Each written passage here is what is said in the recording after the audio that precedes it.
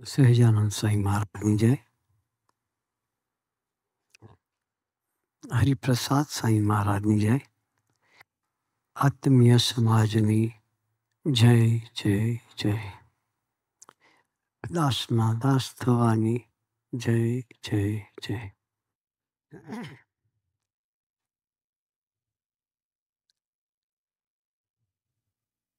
સુહૃદ પરિવાર શિબિરની જય જય જય.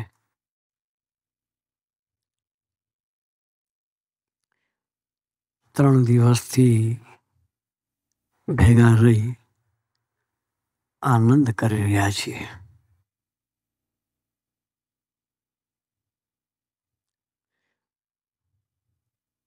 આનંદ તો ઘણા પ્રકારનો લોકો કરતા હોય. લગ્નમાં બી આનંદ કરતા હોય, ડિસ્કો પાર્ટીમાં બી આનંદ કરતા હોય. આપણો આનંદ જુદો છે.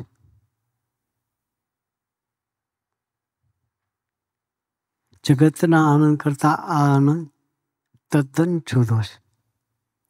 આ છે ધ્યેયની ક્લેરિટીનો આનંદ.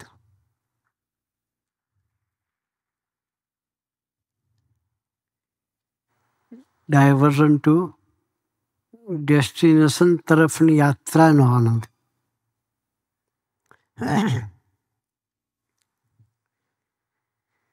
ત્રણ દિવસમાં ઘણું ડેસ્ટિનેશનની ક્લેરિટી થઈ. શું કરવા આવ્યા છીએ અને શું કર્યા છીએ એની જાગૃતતાથી જીવીએ તો જ આપણા ધ્યેયની ક્લેરિટી થાય. વર્ષો પહેલાં સ્વામીજી એક પ્રસંગ કહેતા હતા. સરોદય 1978 સ્વામીજીએ સરોદય ગ્રંથ લખ્યો. એમાં બીજા ચેપ્ટરમાં એક પ્રસંગ સ્વામીજીએ મૂકેલો છે.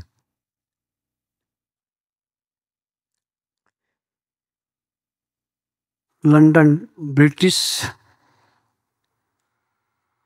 ગવર્મેન્ટમાં પાર્લામેન્ટમાં ટોપ વક્તા તરીકે જે વ્યક્તિ છે એની વાત સ્વામીજીએ કરી છે. એનું નામ છે એડમંડ બર્ગ.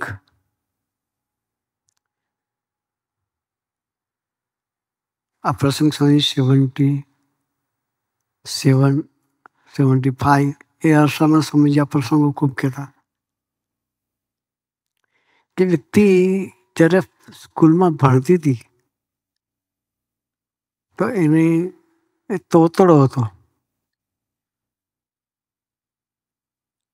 બોલવાની જીભ અટકતી હતી. ફ્લુઅન્ટલી એ બોલી શકતો નહોતો. આપણે બોલતા હોય જીભ અટકાતી હોય તો આપણને થાય, થોડો સંકોચ થાય. કોઈ આપણી મસ્કરી કરે એમાં આપણે હતાશ થઈ જઈએ. પણ આ દીકરાએ પણ એવું જ થતું હતું. પોતે સ્કૂલમાં ભણે એટલે બોલવામાં પણ પૂરું ક્લિયર ખ્યાલ ના આવે એવું બોલે. છોકરાઓ મસ્કરી કરે.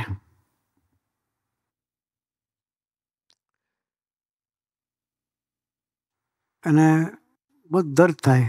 મોઢું નીચું કરીને બેસી રહે. પછી એને નક્કી કર્યું આપણે એવું હોય તો શું કરીએ. આપણી પરિસ્થિતિ હોય કે આપણે કોઈ બોલીને કોઈ મસ્કરી કરતા હોય તો આપણે નાના હોય તો સ્કૂલ જવાનું બંધ કરી દે, ગીવ અપ કરી દે, નહીં જવું સ્કૂલે, તમારી મસ્કરી કરે છે. એ દીકરાએ શું કર્યું, બધાને મસ્કરી કરી, તું તારા વ્યક્તિઓથી બીજાને પ્રભાવિત કરી શકવાનો છું. વ્યક્તિઓ આપવાની ક્યાં વાત છે, જીભ જ ક્લિયર બોલાતું ના હોય તો. પણ એના પછી નક્કી કર્યું કે એની હાવ મારે બ્રિટિશ પાર્લામેન્ટમાં ટોપ ઓડિટર થવું છે. હવે શક્ય લાગે? જેની ક્લેરિટી જ નહીં શબ્દોની, અને બેસ્ટ ઓડિટર થવું હોય તો. પણ એને નક્કી કર્યું, સંકલ્પ કર્યો મારે થવું છે. એની પાસે એને એફર્ટ મૂકવાની ચાલુ કરી. રોજ ઘરની અંદર મિરરની સામે બોલવાની પ્રેક્ટિસ કરે. એકલો પોતે છે. પ્રેક્ટિસ કરતાં કરતાં કરતાં ધીરે ધીરે ધીરે ધીરે એની અવાજ થોડી ક્લેરિટી આવવા માંડી. એના હોપ બંધાણી કે નાવ હવે હું મારું જે ધ્યેય છે એ સિદ્ધ કરી શકીશ. ખૂબ પ્રેક્ટિસના ફળસ્વરૂપે ફ્લુઅન્સી આવી. અને કહેવાય છે કે એ બ્રિટિશ પાર્લામેન્ટનો ટોપ વક્તા થયો. એને પોતાનું એફર્ટ એને કે ભગવાન નહોતા મળ્યા, એને કોઈ બળ આપનાર નહોતું, એને કોઈ આશ્વાસન આપનાર નહોતું. છતાં પણ એ વ્યક્તિ પોતાનું ધાર્યું નિશાન જો પાડી શકતી હોય, આપણી માટે તો આટલા બધા આપણને પ્રોત્સાહિત કરનારા છે. સ્વામી જેવા પુરુષ એ આપણી ગોદ છે. સ્વામીજી આપણને ગ્રહણ કર્યા છે. એના આશીર્વાદની હું બળ છે તો આપણે પણ જેવા ધારીએ એવા થઈ શકે. પણ નડે શું? ડાયવર્ઝન.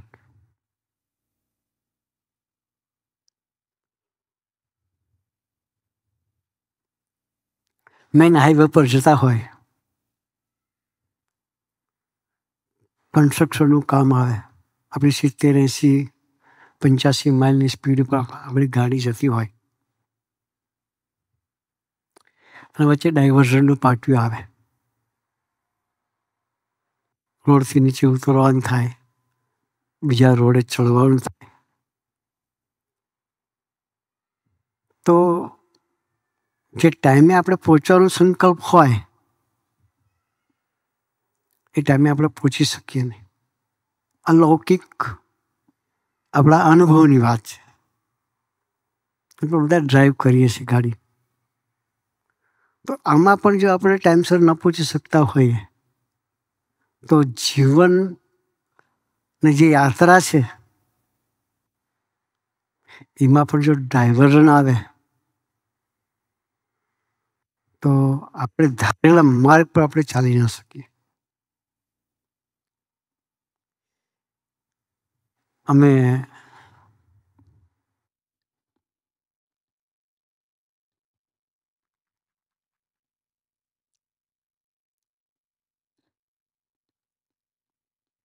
અમારી સેવા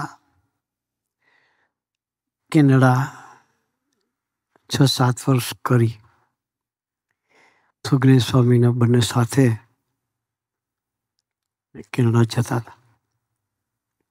મોન્ટ્રીયલમાં 15-20 ટાબુરી આપણા સત્સંગ કરે.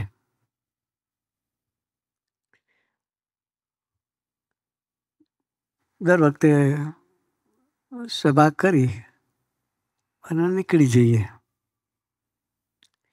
પછી એક દિવસ વિચાર આવ્યો કે આ વખતે સભા નથી કરવી. સભા ભલે કરીએ પણ 1 to 1 દરેક દીકરાને આપણે મળવું છે. ઇન્ડિવિજ્યુઅલી 1 to 1 દરેકને આપણે મળવું છે. ને એનો પ્રોગ્રેસ પૂછવો છે, સ્ટડીનો પ્રોગ્રેસ. સ્વામીજી દરેક દીકરાઓને કહે આપણે સારામાં સારું સ્ટડી કરવાનું, સ્ટડી વેલ, નો બી ઓલવેઝ એ. આ સ્વામીજી લેસન વર્ષોથી આપે. એટલે અમને બંનેને વિચાર આવ્યો કે આપણે છોકરાઓને ફોકસ કરીએ. પછી બધું દરેક દીકરાને મળ્યા, પૂછ્યું શું તમારો પ્રોગ્રેસ છે, શું રિઝલ્ટ આવે છે. એવરેજ રિઝલ્ટ મોસ્ટલી દીકરાઓના હતા.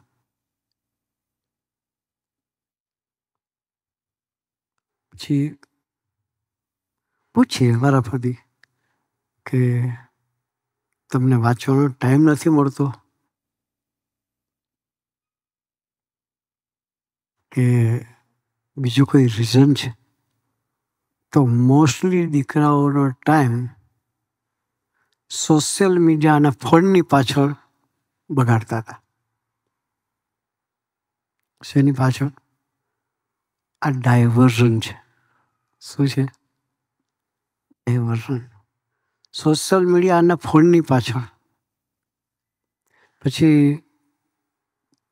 અમે લોકોને વન ટુ વન બેસાડીને કહ્યું કે તમે ખરેખર જો ફોકસ થાવ તો સ્વામીજી જે ગમે છે ઓવર 70, ઓવર 80% તમે માર્ક્સ લાવી શકો. દીકરાઓને હેત કરી અને ફોન અને સોશિયલ મીડિયાથી એને દૂર રહેવા માટે કહ્યું. છોકરાએ પણ પકડ્યું અને નક્કી કર્યું કે હવે આપણે ભણવામાં ફોકસ થવું છે. જો દીકરા એવરેજ માર્ક લાવીને પાસ થતા હતા એ દીકરાઓએ ડિસ્ટિંક્શન માર્ક સાથે બધા પાસ થયા. આ છે ડેસ્ટિનેશનની ક્લેરિટી. ડાયવર્ઝન હતું એમાંથી એને ડેસ્ટિનેશન ક્લિયર કરાવ્યું તો છોકરાઓ સરસ ભણ્યા. આપણે પણ આપણા જીવનનું કોઈ ડાયવર્ઝન રાખવું નથી. સ્વામીજી પોતે સ્વામીજીને જુઓ ને આપણે ખબર છે. સંવાદમાં આપણે નિહાળ્યું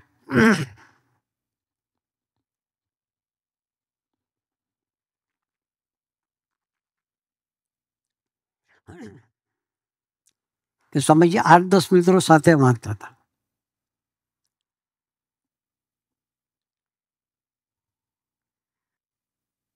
રાતે 11 વાગે હોઈ જવાનું, 2:30 વાગે ઉઠીને 2:30 સવારના 7 વાગ્યા સુધી વાંચવાનું.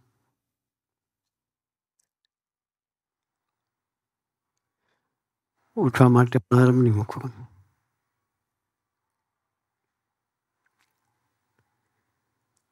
એટલી જાગૃતતા હતી સ્વામીજી. એકવાર સ્વામીજી બાપા સાથે બેઠા હતા. ટપાલનું સેવા હોય એટલે બાજુમાં બેઠેલા અને ટપાલનું કામ બાપા એક નીચે આસન કરીને બેસતા, બાજુમાં સ્વામીજી બેઠેલા. બાપા હાથ ફ્રી હશે એટલે સ્વામીજીના લેફ્ટ હેન્ડમાં ઘડિયાળ સ્વામીજી પહેરતા એટલે બાપા ઘડિયાળ પર હાથ ફેરવા કરે.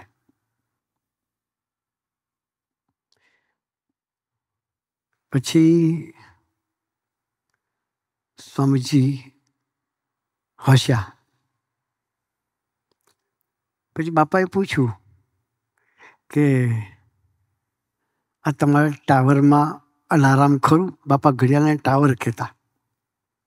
ઘડિયાળને ટાવર શબ્દ વાપરતા કે તમારા ટાવરમાં અલાર્મ ખરું?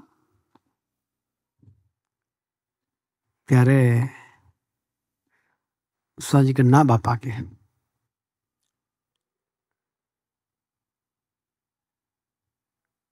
પછી બાપાએ પૂછ્યું તમે સવારે કેટલા વાગે ઉઠો?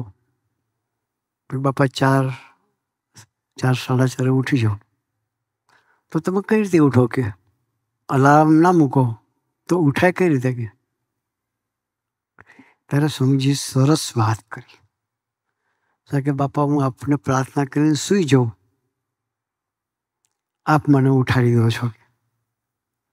આપને પ્રાર્થના કરીને સૂઈ જાઉં છું, આપ મને ઉઠાડી દો. સ્વામીજી આપણને શીખવાડે છે પ્રભુના બળે જીવવાની વાત. બાપા બહુ રાજી થયા. બાપા કે ગુરુ બહુ મોટી વાત કરી તમે.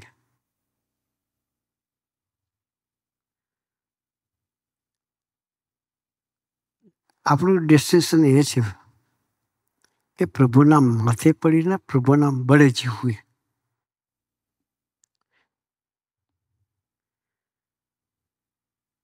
જે કંઈ કરીએ, આટલી સરસની શિબિર કરી, રસોડાવાળાએ સરસ સેવા કરી, પાર્કિંગવાળાએ સરસ સેવા કરી, મેનેજ કરનારાએ, સભા ઓર્ગેનાઇઝર જે ટીમ છે એને સરસ સેવા કરી હોય, કમ્પ્યુટર ડિપાર્ટમેન્ટવાળાએ જે પ્રેઝન્ટેશન બધા બનાવવાના છે, બધું છેલ્લા 4 મહિનાથી 5 મહિનાથી એ લોકો એક ધાર્યું બન્યા છે. ભગવાને સ્કિલ આપી આપણને. જે કંઈ સેવા ભક્તિ કરી છે, હવે આપણે બધાએ એવી જાગૃતતાથી સેવા કરીશું કે કરનાર તું છું, કરાવનાર તું છું, તો નિમિત્ત માત્ર છું. આપણા જીવનનું ધ્યેય છે નિમિત્ત થઈને સેવા ભક્તિ કરવી. તે આપણું ક્લેરિટી ઓફ ડેસ્ટિનેશન આપણું છે નિમિત્ત થઈને સેવા ભક્તિ કરવી. જાણ પણ કદાચ રહેતું હોય. ઘણા દીકરાઓ સેવા કરે કે પ્રાર્થના કરે છે, આર્થિક રીતે સેવા કરતા હોય તો કે સ્વામીજીએ ખૂબ જાગૃતતા આપી છે, સમાજ ખૂબ જાગૃત છે, એનો આનંદ છે કે સ્વામીએ જે કંઈ સેવા કરી છે એનું જાણપણું ના રહે. એક ગ્રેસ છે આપણા પર સ્વામીજીની. હા, આપણા પર સ્વામીજીની ગ્રેસ છે, કરુણા છે કે આવા જાણપણે જીવાય છે. આપણે બધા એવી જાગૃતતાથી જીવું છે. સ્વામીજી એક દિવસ પોતાના પ્રસંગની વાત કરી. યોગી મારા ડાંગરાની ધરતી પર હતા.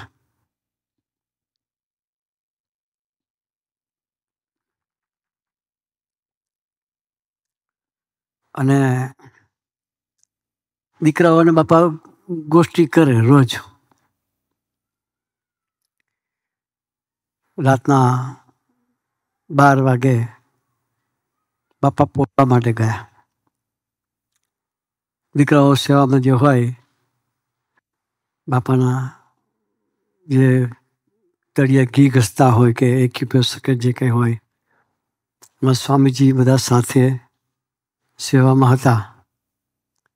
ત્યારે બધું પત્યું એટલે પછી બાપાને પોઢાડી અને દીકરાઓ બહાર નીકળતા હતા. બાબા એકદમ પથારીમાંથી બેઠા થઈ ગયા.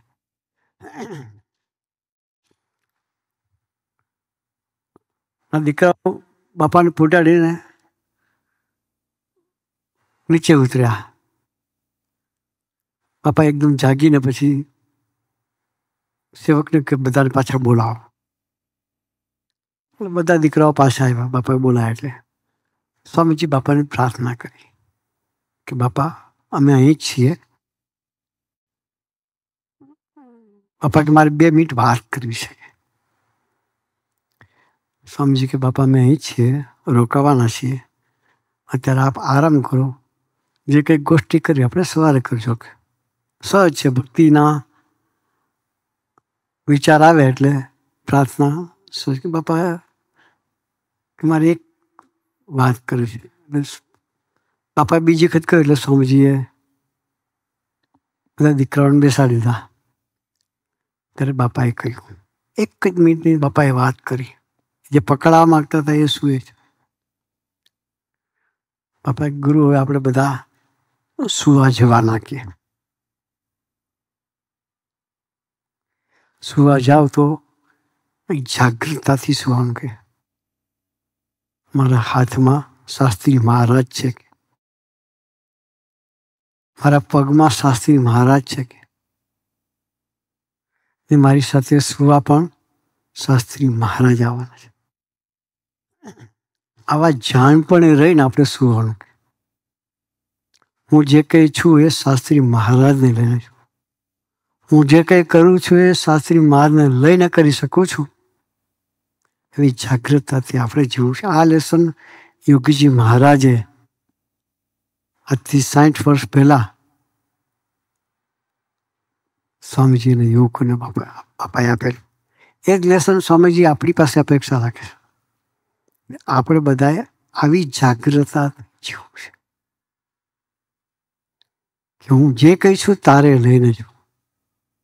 હું જે કંઈ કરું છું તું કરાવે ત્યારે થાય છે. સૂકું પાંદડું પણ હલાવ્યું આપણાથી હલાય નહીં. શેકેલો પાપડ પણ આપણે ભાંગી શકીએ નહીં. એનો સંકલ્પના મારા દીકરા એક સરસ વાત કરી હતી કે આ વાળ છે એને આમથી આમ થવું હોય તો પણ શ્રીજી મહારાજની આજ્ઞા જોઈએ. એટલું ધૈર્ય એનું થાય છે. તો આપણે જે કંઈક કરીએ છીએ એમાં આવી જાગૃતતા રાખવાની કે એ મહારાજ મને જાગૃત હું કરું છું એનું જાણપણ રંચ મારે મેં આવું કર્યું, મારી લઈને એટલો સરસ વિકાસ થયો. હું હતો તો આટલા દીકરાઓ શિબિરમાં આવ્યા. એ જાણપણથી પર થઈને આપણે ઉઠવું છે. એના માટેની આ એક આપણી શિબિર છે. હુંમાંથી તુમાં જવાની યાત્રા એટલે આપણી આ શિબિર. તો સ્વામીજીના ચરણમાં એટલી જ પ્રાર્થના કરે છે કે સ્વામીજી તમે ખૂબ અમને આપ્યું છે. એ આપેલા ભાથાને નિરંતર વાગોળતા રહીએ.